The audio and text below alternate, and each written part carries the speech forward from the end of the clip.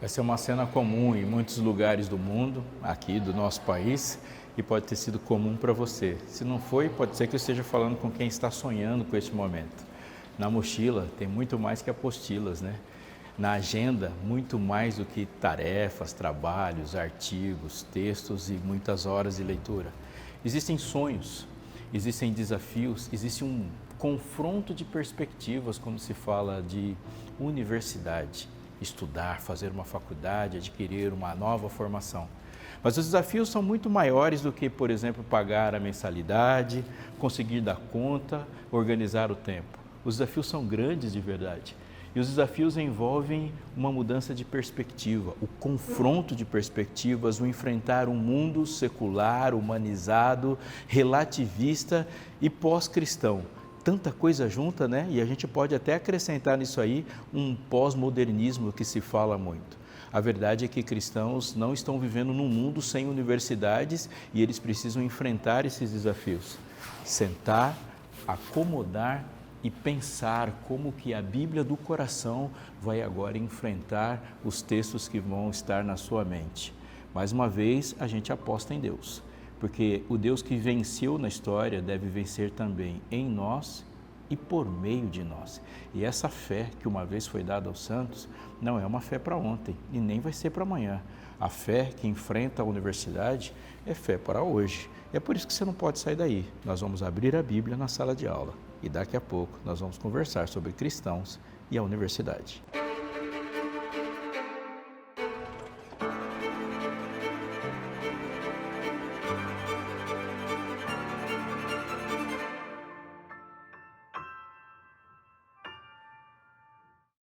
Eu me lembro como se fosse hoje. Foi muito forte dentro do coração a decisão de fazer uma universidade. Eu, como muitos outros jovens do Brasil, desse mesmo grupo socioeconômico, enfrentou um desafio de ser o primeiro da família. Não havia ninguém que tinha passado por aquele caminho para dizer para mim como que as coisas aconteceriam. Mas eu estava lá, dispostos. Alguns conselhos de amigos, algumas ideias, não sabia exatamente o que fazer, sabia apenas a área com que eu iria trabalhar. E procurei, como muitos outros jovens desse país também, algo que fosse possível para que fizesse. Mas na minha conta, os desafios, eles não eram aqueles que eu de fato enfrentaria nos semestres que iriam. Na minha conta, o desafio era como pagar. Isso era, para mim, a coisa mais forte. Já havia programas governamentais, alguns programas de bolsas, programas de financiamento, mas eu estava ali e não consegui me encaixar em nenhum. Fui desaprovado em alguns programas e a verdade é que, vamos. O que eu precisava, na minha mente, era conseguir um emprego que me possibilitasse trabalhar de dia e uma faculdade que me possibilitasse estudar à noite. É assim, né? A gente tenta, a gente vai. Talvez a sua realidade tenha sido diferente. Mas lá fui, primeira tentativa e alguns meses depois já era. A possibilidade de continuar tinha acabado, porque tinha acabado o tempo, a saúde e o dinheiro. Vamos para a segunda. Outra cidade, uma universidade maior, com mais recursos, programas um pouco mais elaborados. E a tentativa foi, o primeiro desafio foi o vestibular, concluído com sucesso. O segundo desafio era arrumar dinheiro para fazer a matrícula, com as moedinhas, o porquinho esquartejado e contando tudo que podia, foi também. O outro desafio era arrumar um emprego que possibilitasse trabalhar de dia e estudar de noite, foi também. Matriculado, lá vou eu. O primeiro grande desafio da universidade foi enfrentar o período de aulas no sábado, que eu não iria fazer. Sexta-feira à noite, crendo na Bíblia e dizendo que o sábado é de pôr do sol a pôr do sol, pelo menos aquelas aulas não iriam acontecer. Inocente, alguém no meio da sala de aula, 80 alunos, e o professor pergunta, alguma pergunta depois de ele ter explicado o plano do curso? Está lá alguém que levanta a mão e diz, eu tenho uma pergunta. Como que eu faço com as aulas de sexta-feira? Porque por convicção religiosa eu não vou assistir às suas aulas. E a resposta dele foi, dentro de algum tempo, ou você vai deixar essa religião ou vai deixar essa faculdade. E eu disse, e o meu problema? E me senti um holofote acendendo na minha frente. Disse, e como que eu faço com isso? Ele fala assim, você segue a sua convicção de não vir e eu sigo a minha convicção de dar faltas para você. E a história terminou assim. Uma matéria que já foi colocada para o futuro, porque aquela com certeza não seria concluída. O professor se virou e foi embora. E eu agora já sabia que não terminaria a faculdade no semestre que eu previ. Aquela matéria em algum momento teria que ser feita. E aquela síndrome da linha reta, sabe aquela perspectiva que a gente tem de fazer um planejamento de 10 semestres, isso acontecer em 10 semestres, ou fazer tudo conforme o planejado, já estava desmoronando na minha frente. Mas esse ainda não era o maior desafio. Primeiro momento de aula, uma aula de antropologia, me lembro como se fosse hoje, estou lá assistindo e a exposição da teoria da evolução foi colocada. Mas ela não foi apresentada como teoria, ela foi apresentada como de fato a história do mundo até hoje. E aquele impacto de milhões e milhões de anos e aquela argumentação fortíssima, e naquele momento eu percebi uma coisa que estava faltando na minha vida até então: capacidade de argumentar para defender as crenças. E eu percebi naquele momento que todas as vezes na minha vida que eu tinha ouvido sobre teoria da evolução das espécies, eu tinha ouvido da boca de quem condenava a teoria da evolução das espécies. Portanto, eu nunca tinha enfrentado alguém sobre a teoria da evolução das espécies. Eu só tinha enfrentado espantalhos. Sim, nós colocamos coisas na minha mente e eu desenvolvia isso. O homem veio do macaco. Falar contra o fato de o homem ter vindo do macaco é a coisa mais fácil do mundo. É só falar assim, isso não faz nenhum sentido. E aí tinha até musiquinhas infantis falando disso. E o primeiro impacto foi quando a professora disse assim: Darwin nunca disse que o homem veio do macaco. Pronto, já não conseguia mais argumentar. Ele disse que o homem e este macaco têm um ancestral comum. Mas era genial, era encantador. E eu levantei a mão mais uma vez e disse: professora, eu não concordo. E a resposta foi: eu não perguntei se você concorda ou não. Na prova, eu não quero saber se você concorda ou não e não quero textos bíblicos. Eu quero saber se você entendeu o que eu falei. É só isso que eu quero saber. Todo mundo saiu e eu fui até ela para falar com ela. Falei: professora, como que eu vou colocar uma coisa que eu não concordo na prova? Isso é contra a minha convicção. E ela repetiu: eu não quero saber se você concorda. Você pode continuar pensando o que você sempre pensou e para o resto da sua vida. Mas essa disciplina é antropologia. E você precisa saber o que outras pessoas fora você estão pensando.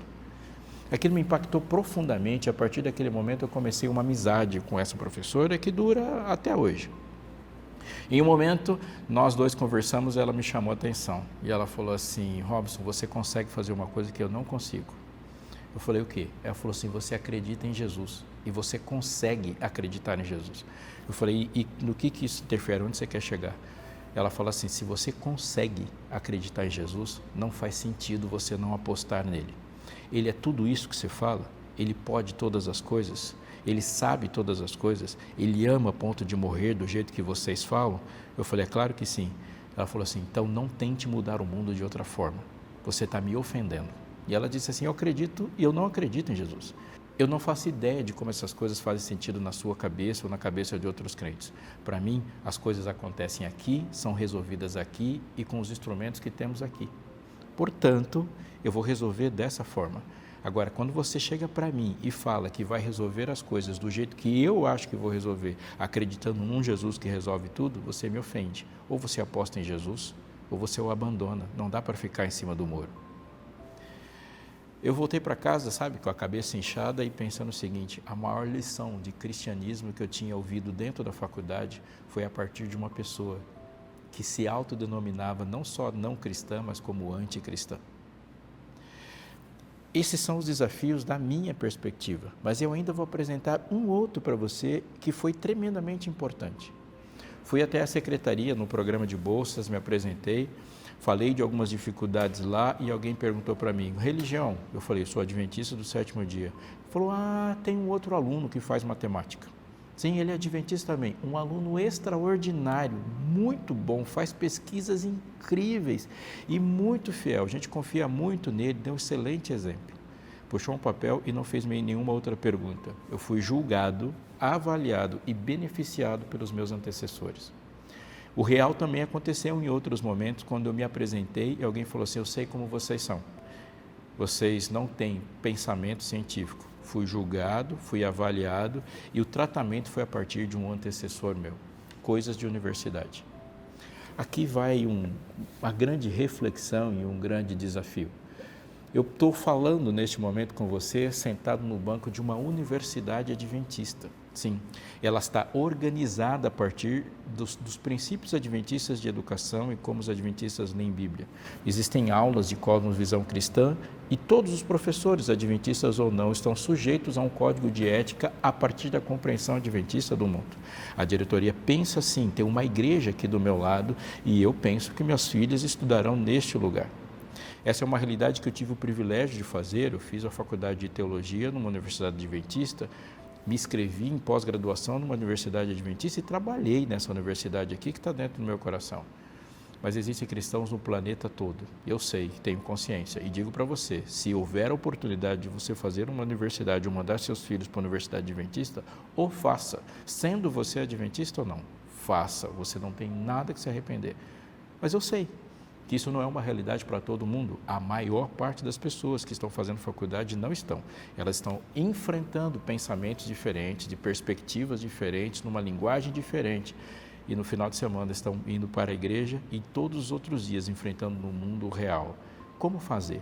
A Bíblia deve nos dizer algumas coisas, mas essa experiência, ela está aí e nós não vamos negar.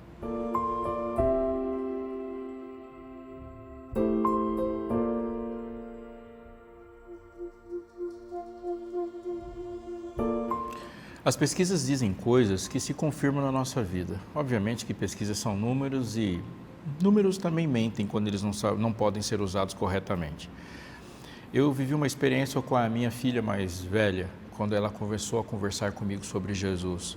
Essa cena é vívida no meu coração e ela jamais desaparecerá. Estávamos conversando e ela com 5 anos de idade, e a gente estava conversando sobre o porquê Jesus ter morrido. Desde o momento que ela nasceu, a ideia de um Jesus que morreu para salvar, a imagem desse Jesus que morreu para salvar e as frases que a gente entrega prontas para os nossos filhos sobre o Jesus que morre para salvar, eram reais para ela. E um dia a gente estava conversando sobre por que Jesus ter morrido para nos salvar. Porque havia necessidade de uma morte. Porque uma cruz, e a justiça de Deus aparecendo ali. E eu me lembro de ela ter chorado muito, com muito sentimento. Ela falou assim, então era para eu morrer. Eu disse, sim. E Jesus morreu no meu lugar? Falou, sim. E ressuscitou o filho. Ela falou, eu quero Jesus. Eu aceitei Jesus. O que eu faço? Eu falei assim, quem aceita Jesus precisa ser batizado. Ela falou, pai, então eu quero ser batizado agora. E é interessante que eu disse para ela assim, filha, mas o batismo é mais do que isso. É isso, essencialmente isso, aceitar Jesus como seu salvador pessoal. Eu falou, mas você precisa esperar um pouco. Ela falou, não quero esperar, eu não quero esperar. Eu aceitei Jesus como meu salvador e quero entregar minha vida para Ele. Sabe, aquelas complexidades de pertencer a uma igreja, estudar a Bíblia e coisas que a gente coloca naquele raciocínio infantil, nada fazia mais sentido do que se entregar completamente àquele que morreu por ela. As estatísticas dizem que dos 7 aos 14 anos, o coração de um ser humano se abre radicalmente para aceitar Jesus. Existe uma dose de emoção muito forte nesse período. Dos 10 aos 14 anos, a gente vê nos adolescentes essa abertura para a abstração, o gostar de raciocínios complexos, entender o mundo para além do concreto, para além do lúdico, pensar relacionamentos, é um córtex pré-frontal ali que está fazendo o seu papel. Aos 14 anos, os números dizem que dos 14 anos para frente, essa janela começa a se fechar e o coração começa a se endurecer para o Evangelho se a concretude do Evangelho não aconteceu ali. Os números dizem também, na nossa relação com a adolescência, de que há uma desconexão emocional com a fé de uma parte significativa dos jovens antes deles entrarem na universidade. O que diz para a gente o seguinte: muitos dos nossos jovens se perdem na universidade, mas eles tiveram uma desconexão cognitiva, intelectual, com o Evangelho quando eles entram na faculdade. Mas a desconexão emocional aconteceu antes. E isso é muito importante para a gente começar a pensar na presença dos nossos filhos, da nossa presença, da presença de jovens cristãos nas universidades. Nem sempre foi o que eles aprenderam na universidade que tirou eles da fé. O que eles não aprenderam na igreja é que tirou eles da fé. A desconexão emocional com a fé, com o Evangelho, com a Bíblia, foi anterior à desconexão cognitiva. Aos 17 anos de idade, eu enfrentava um enorme desafio para mim, porque eu tinha perguntas que eu gostaria que fossem respondidas. Por exemplo, por que Deus permitiu que no mundo puro, inocente, perfeito, houvesse a presença do mal? Por que a serpente permitiu-se? Por que se permitiu a serpente estar aqui? Por que colocar um pitbull numa caixa perfeita com 2 pombinhos? Aquilo para mim não fechava a conta, e as respostas que me davam não eram respostas significativas, não eram respostas profundas, era muita frase pronta que chegava e aquilo me atormentava. Eu queria saber por que Satanás não foi morto no primeiro dia, ou por que ele não foi enviado para qualquer outro lugar que não fosse este planeta. Não faz sentido colocar um teste, ou Deus fazer um teste, sendo Ele onisciente. Havia outras perguntas que também eram muito grandes na minha mente. Por exemplo, eu sou de uma religião do livro. Judaísmo e cristianismo são religiões do livro e tiramos as respostas e as convicções deste livro. Eu não tinha muitos problemas com religiões que não tinham livros, religiões que não eram baseadas em textos sagrados, onde não se estudava alguma coisa para obter uma resposta. Mas, por exemplo, e outras religiões do livro? Por que estamos certos e judeus não? Por que estamos certos e muçulmanos não estão? Por que estamos certos e ninguém mais está? E como eu sei que estou certo? É uma pergunta muito importante, é uma pergunta significativa. Aliás, abrindo um parêntese muito importante aqui, falando ao seu coração. Não desperdice oportunidades de tirar respostas concretas. A Novo Tempo tem feito o seu papel no mundo hoje, falando para você insistentemente: abra sua Bíblia, pegue um manual de estudo e solidifique uma fé.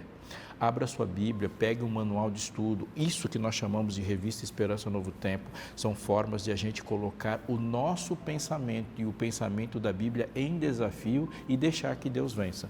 Por exemplo, a Novo Tempo produziu uma revista, Esperança Novo Tempo, chamada Eu no Universo, que fala exatamente para pessoas que estão fazendo essas perguntas. E se eu tivesse uma revista Eu no Universo no momento que eu tinha 17 anos, tinha sofrido muito menos e não tinha me submetido a coisas que hoje eu me arrependo profundamente e não tinha passado por tristezas que passei. E teria entrado na faculdade com os 2 pés, com muita solidez. Nunca desperdice nenhuma oportunidade de saber e de saber a estrutura lógica da Bíblia e entendê-la como imbatível.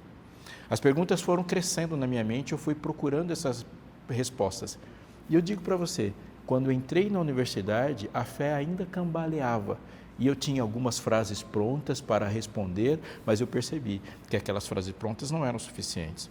Lembra que eu disse sobre uma professora de antropologia? Aquilo foi um dos desafios. Mas eu entendi, por exemplo, professores que tinham ideologias e eles passaram o tempo todo na sua vida. Fizeram sua graduação, seu mestrado, seu doutorado, seu pós-doutorado pensando naquilo. E agora, para mim, com 20 e poucos anos de idade, era uma novidade que na boca dele era encantadora, mas para mim eu estava completamente incapaz de enfrentar aquilo de igual para igual. Não foi só o autoritarismo do professor que não admitia outra ideia, era a capacidade dele de argumentar e solidificar sua fé que eu não tinha.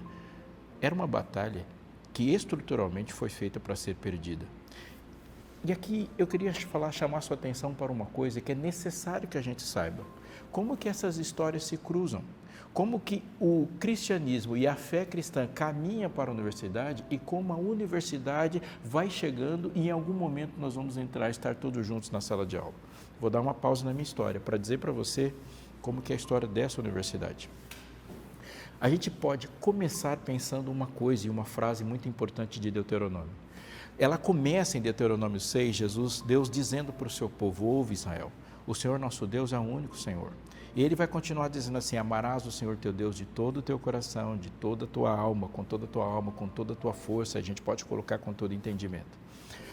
Quando ele fala de entendimento, de alma como paixão, ou colocar todo esse amor do lado de dentro, ele fala com força, ele está dizendo que esse amor não é místico. O amor que estrutura o pensamento, que está na base, na lógica da Bíblia, ele não é um amor de outro mundo, porque ele fala de entendimento, fala de paixão, fala de coração, fala de raciocínio e fala de trabalho. Essas palavras que hoje te ordeno estarão no teu coração, ou seja, há um centro de comando, de decisão na vida que é baseado naquilo que ele disse: amarás o Senhor teu Deus. E amor, repito, não é místico, é um relacionamento entre duas pessoas reais, só quem existe ama. O texto continua dizendo assim: tu as inculcarás a teus filhos. E a palavra fica fácil da gente compreender: inculcará, colocar na cuca, e delas falarás, andando pelo caminho, ao deitar-te, ao levantar-te. Você não está imaginando um pai com um filho andando, indo para o trabalho, indo para o campo, indo para a carpintaria, indo para um forno, fazendo um pão, almoçando, deitando, e ele recitando textos? Ele está dizendo que a lógica da Torá, da instrução e da formação cristã como forma de raciocínio, ela está no trabalho, ela está na cozinha, ela está na limpeza, ela está na vestimenta, está na maneira como nos sentamos à mesa, está como organizamos os nossos negócios, está em toda parte. Quando a gente olha para a Torá como lei, e ali está falando, a gente pode assim didaticamente dividir a lei em 3 grandes grupos. As leis cerimoniais, ou seja, a nossa relação com a nossa culpa e a graça de Deus, a relação com a igreja, a revelação do mundo futuro, o grande conflito entre o bem e o mal, tudo isso é manifestado nessa lei cerimonial. Mas ela também tem uma lei civil. As leis civis, eu vou juntar aqui, porque eu disse 3 grandes grupos, as leis civis e sanitárias significa que a maneira como o povo de Deus lida com o seu próprio corpo, lida com a saúde do corpo, com o cuidado e a limpeza do corpo, e o relacionamento da minha saúde com a saúde dos outros está baseada nisso também. Portanto, nós ainda, e não estamos falando de religião como coisa de outro mundo, como coisa só do coração. Existe uma religiosidade na maneira como Deus, por exemplo, instituiu o isolamento social, quando Ele instituiu a higienização e medidas para evitar pandemias e epidemias. E você vai ver tudo isso lá na Bíblia. Ele está dizendo sobre essa lei civil, a relação com a escravidão, a relação com pessoas de outras nações, a relação com pessoas de outras sexualidades, as relações de compra e venda, plantio e colheita, moeda, venda, troca, trabalho, todas essas leis estão lá. Existe um código moral de ética, de relacionamento, quando Deus coloca a maneira como nós devemos ser justos e equilibrados, começando com não terás outros deuses diante de mim e terminando com não cobiçarás. Quando nós pensamos a lei de Deus, nós vamos entender que a lógica de Deus se apresentar para o seu povo é integral e não existe um átomo neste planeta que não esteja sujeito a essa forma de pensar.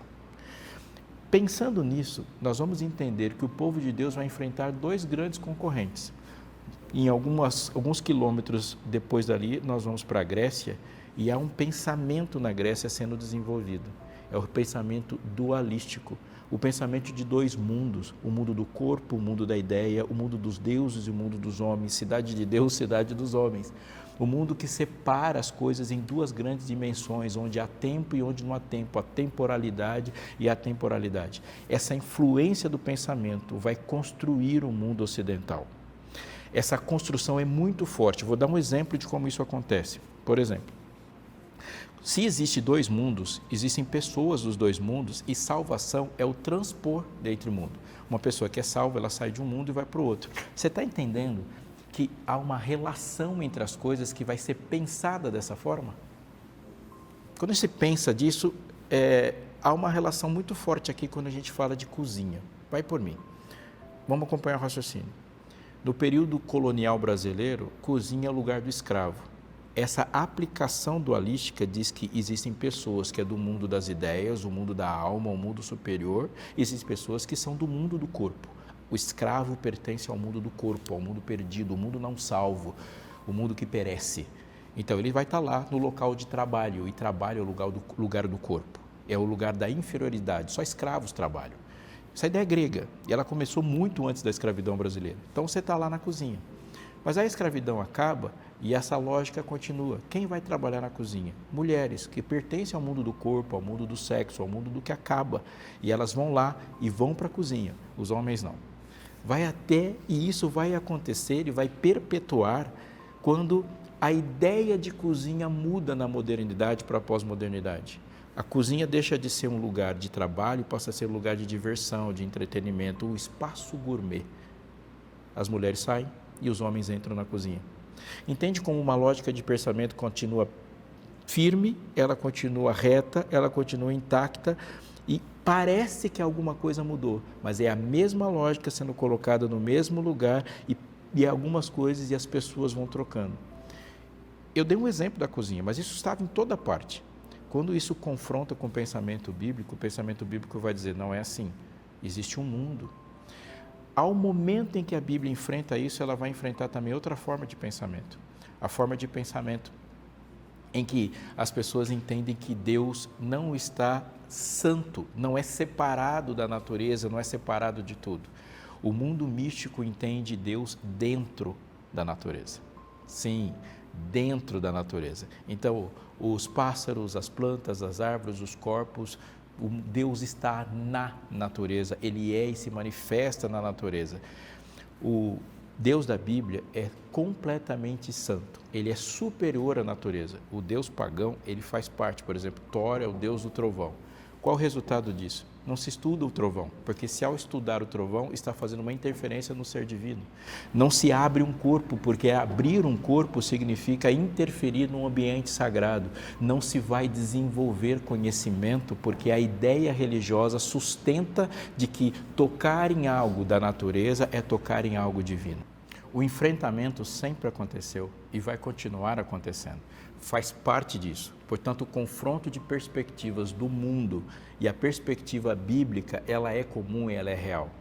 Onde está o problema? Quando a perspectiva bíblica não é solidificada em nós e a gente se perde e começa a assimilar essas coisas.